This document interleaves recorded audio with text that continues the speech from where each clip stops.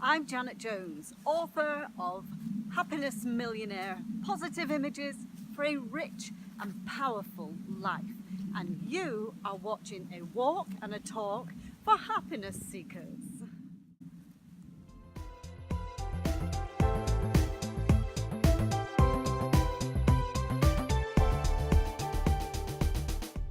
With the rise in antidepressant prescriptions year on year, I decided it was time to do something about this. So I help people to focus on happiness health the whole of the time rather than mental health when there's a problem. You know, sometimes life can be truly amazing and then downright awful for all of us. Well, today's guest has experienced that from both ends of the spectrum, going from being a happy, healthy guy, happily married, being fit, doing a job that he absolutely loved, to facing death in his 30s, when he was diagnosed with blood cancer and told that his chemo treatment wasn't working. Today's guest is Mark Noblet, sharing his truly inspiring story of his miraculous recovery. Now, I must also apologize here because the quality isn't brilliant. It was a freezing cold day at Halifax Peace Hall, and so there is camera shake and the wind's got into the mic. So I do apologize for that. However, the conversation is engaging, so enjoy. Mark, thank you very much for giving me your time. An absolute pleasure, Jan. Brilliant. So I've invited you along to my little my vlog, taking a talk and a walk. Yeah. And the reason for that is that I know you've shared a traumatic experience, that you were close to death at one point, and that must have been a really big emotional challenge for you. And there are people out there, you know, that many people go through really tough times in their life and hit a level of despair. So the idea of these is to help people to come through that, and clearly you have come through that. So I'd just like you to just share with us kind of what happened to you, really. You can maybe take a little walk around the Peace Hall while we do it. Yeah, well, I went from being a very active, healthy 33-year-old, married, looking forward to starting a family, in a career in teaching that I loved, to pretty much overnight, although there were a few months leading up to the diagnosis, being told you have got very advanced stage Hodgkin lymphoma, which is a type of blood cancer, and you need to start treatment immediately. Right. So overnight, I think the thing I always look back on is the way that you change your definition as a person changes. To being all those things that I described at the start, to being a man fighting cancer. Suddenly you're very vulnerable, aren't you, at that point? And everything, you know, just changes in an instant.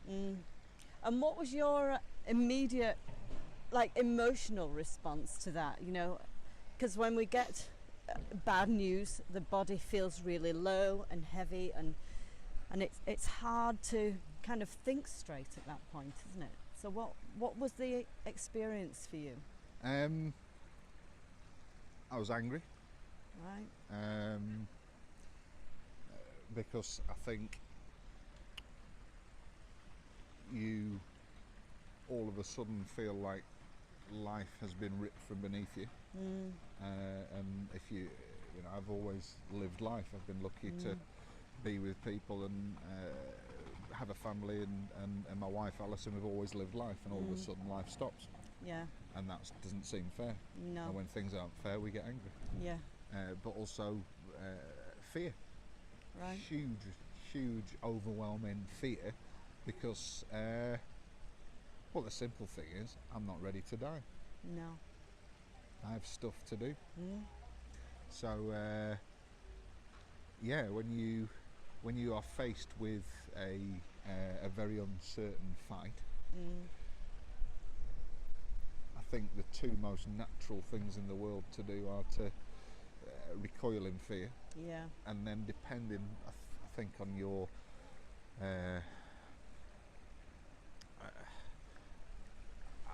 I can't speak for anybody other than me, Yes. but Sure. for me, I've always been somebody who rails against the system. Yeah. As a kid, if you told me not to do it, You be I'd doing it. go and do it. And as an adult, I've always liked to find a different way of doing things. And so that brought out rather than the flight, Right. brought out the A fight. fight. So the fear was the driver for, actually, Yeah. I'm going to beat this. Yeah. Yeah. Yeah. So it allowed you then, we were just talking earlier, weren't we, about stepping over that fear. And I guess also, what have you got to lose when you've been given that kind of news? You've no option. You've got to fight it, haven't you? Otherwise, you're giving into it and allowing something to win, I suppose. And you do, when you spend time in an environment like a hospital, like a cancer ward, you do see people lose the will to live. Right. And when you until you've seen it, you can't No. equate to it, I don't think. No. But you do see people, the light goes out, Going out. the fight goes, and even at my darkest, most scared moments, Which I were those? no, I think the one that I always describe is sitting in a consultant's office, having been through 4 different types of chemotherapy that haven't worked, Right. and then saying the consultant saying, we will give you the chance to try this last treatment. It's not a treatment we'd normally use for your cancer, Right. but we feel you're strong enough to try. If this doesn't work, we'll measure your life in months, not years. Those words. Ah. And yeah, that's a kick. It's kick up the backside. Yeah. Wow. Yeah. I mean, I can't imagine hearing those words. I can't imagine what you must have gone through, or the thoughts that must have been going through your mind at that moment in time. In the first instance, I remember just being almost ready to collapse Right. With the shock of that. with the shock of that news. Deep down, I think we knew that was Right. the case, because things hadn't gone as well as we thought they might. Right. But that shock only lasted a short amount of time, Right. because I kicked right back into, well, Get we're going to to give work. this a go. Let's Yeah. get on it. Yeah. I'm going to keep walking, staying fit, doing all the things you keep telling me to do. Yeah. Eat well, Yes. look after myself, be determined to be there for the next treatment. Yes. And that saw me through the moment. So all the eating well and everything, because again, a lot of people, when you get bad news and you hit the fear, Yeah. actually you drink alcohol, you smoke more cigarettes, you eat all the wrong food. Yeah. But that's the wrong thing to be doing at moments like that. You need the body to be as strong as possible, don't you? You do. The ability of your body to fight illness, I do think mental and physical, Yes. is very much supported by doing the right things to minimise the toxins going in, Yeah. to facilitate healing, to do all those sorts of things, which when you say it out loud you think, oh, I sound a bit preachy saying it, Yeah, but there is but no it's a doubt fact, isn't that eating well, exercising, staying strong physically is good for your mental well-being, Yes. and yes. your mental well-being is often at the lowest points the thing that allows you to say, no, I am going to fight, Yes. I am going to kick, and I am going to be here tomorrow. Yes. And yeah, I like a drink, Yes. I like a We glass all of do, wine, I like yeah. a gin, I like a beer.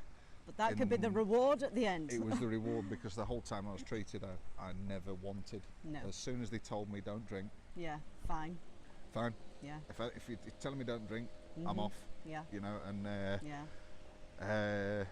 the word, actually no, it's not right to say I never wanted one. No, I'm There sure. were times when I yeah. thought, God, I could kill for a beer now, Yes, but yeah. chose not to. Because Well, you had the, yeah, the vision of it, because in order to feel and succeed in recovery, there has to be a vision of that recovery. Yeah. So you must have been able to see that you were given this last chance, so you must have been able to say, right, Yeah. I'm seeing myself running again, cycling again. And that was it. Yes. That's the drive, that's the determination, because in the end I always pictured myself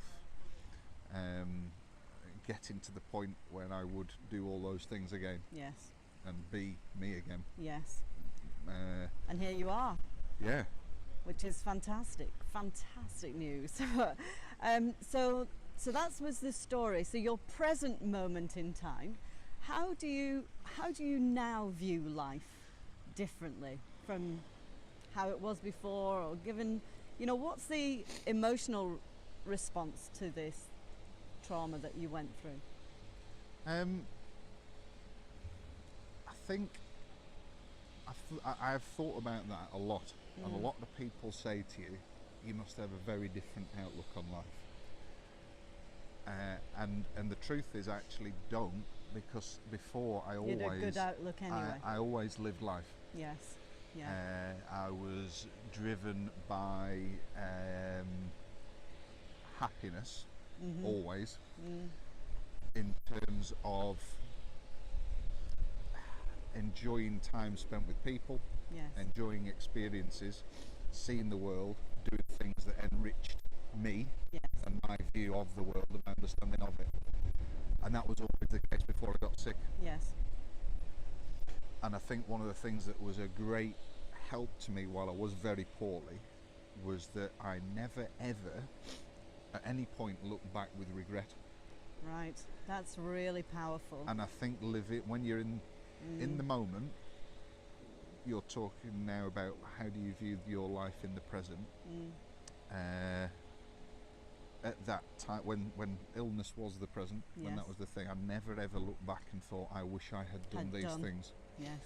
Because I had travelled, Yeah. I had a wonderful career, wonderful family, a beautiful wife who was always there for me from minute one, and always just said, we will get through this. Yes. And we will continue living life. And I think that was one of the most powerful drivers in my ability to overcome. Yes. Was not lying there regretting stuff, because again, in hospital I talked to a lot of people who had a lot of regrets. Sad, isn't it? Which is desperately Yes. sad when you listen to young people saying, I wish I'd done this. Yeah. Get on and do stuff. Yes, and do it now. Go Turn out. this video off. No, don't turn the video off. Yeah, listen to the Yeah, end listen of to this. the end of this. Then turn the video off, then go and live, right? Yeah, but do stuff. Do stuff. Enjoy life. Yeah. Figure out what it is that fires you up, that makes you, and I guess when you're doing the things you love to do, then the effect you have on the people around you is inspiring, isn't it? Because then other people go off and do the things that they love to do as well. So by doing the things that you love to do, you make the world a better place. A lot of people say, oh, but isn't it selfish? But it isn't, because it has an energy that flows out to other people that inspires others. And by going, you can't spend your life doing, being on a high. We were talking about this just before. You don't spend your entire life on a high. Life goes up and down. That's how it should be. Yes. And there should be large patches of grey in the middle, because you you can't spend your life either permanently or permanently down, although we know some people do. Some people do. That is, but that is not the state for a lot of people. Well, it's for having a long and happy life. Is not aiming for complete highs and then falling into the pits of despair. It's understanding that life has those ups and downs, and learn from the downs. And I know this is a little bit cliche, but learn from the lows and enjoy the highs. But as you said, there's a lot of grey, which is a time for, it's reflection time, isn't it? Reading time, understanding time. It's not really grey. or It's planning beige. the next. It's planning the yes, next good thing. It It's is. looking forward to what am I going to do next to go out and Yeah. enjoy. It's when the cogs in the brain start to tick, isn't it? And you can make things happen. So I asked you earlier for 3 tips for somebody who is in a place of the despair, and to give them hope and faith that actually on the other side there is something fantastic and worth living for. Yeah. What 3 things do you think somebody could do in order to change things? I think that in terms of the past, having no regrets Yeah. is, and when I say that, it's got 2 levels, because I could honestly say I looked back and didn't have any regrets, Yeah. but I've done plenty of silly things in my life. Haven't we all? And Not I telling think you that, mine though. that if you dwell on those, Yeah. you'll be consumed by them. Yes. And there's nothing you can do about it. Yes. So you got to move on. Yeah. In terms of living in the present, genuinely just stopping and appreciating the things that you do have, Yeah. and not focusing too much on the things that you either don't have or don't have yet. Right. So write a list of what you have. Yeah. Is probably a good idea. Yeah, and I did that. And look at it. I honestly did Excellent, that. There yes. were points where I did write down the things that I had to be appreciative of, Yes. and the things that I have to live for now. Because it's so easy, isn't it, when we've had bad news, to focus just on the bad news and actually to forget what good we do have Yeah. in our life. And at all times there's always good and bad mixed in it. Yeah. Depends what you're looking at Yep. the most, really. Yeah, you're absolutely right, and it's not all perfect. And but it's not meant to be perfect. there are things that you can really be appreciative of, even when Yes. you are in a very, very dark place. That's fantastic. And number 3. For the future, the thing that I've learned in the last 2 years since I was given the all clear is to grasp opportunities. Right. Say yes to opportunities Right. that come along, and in my experience, quite often work out how you're going to actually achieve those things. Just as we were saying, say yes, and then the house shows up. Yes. And my experience of setting up my own business, going into a professional environment where I often have to find the solutions after I've agreed to Yes. actually find them, is actually thrilling. Yeah, exciting. And it's exciting, and it gives you something, because you then have to go away And that's do kind something of positive, learn, yeah. process. So it's about learning new things, setting new goals. Yeah. So look into the future with optimism and excitement. And that's exactly it. No matter how hard things are, really, it's knowing that the future can be that. You Yeah. can break through to Yeah. a different scenario and make it happen. And when it does happen, and it can happen, and if you approach things with a determination and positivity, it will happen. Yes. When you look back on the times when you were at your lowest, Yes. in my mindset now, it's almost like a different person, Right. a separation, Yes. Yeah. and I'm not dwelling on it, No. and it does still upset me at times. There are times when it will Yes. overwhelm me, Yes. but I'm capable of saying that's how it was, Yes. and now You're this through is that how now. I am, and I'm going to continue to be. Yes. And I think that is the way in which I approach every situation now. Yeah. Brave and fearless. Yeah. Because what's there to fear when you've come through something? Fear kind of has a different colour, maybe.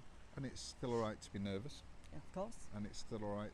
Well, nerves can be a great driver Yes. Yeah. to succeed, but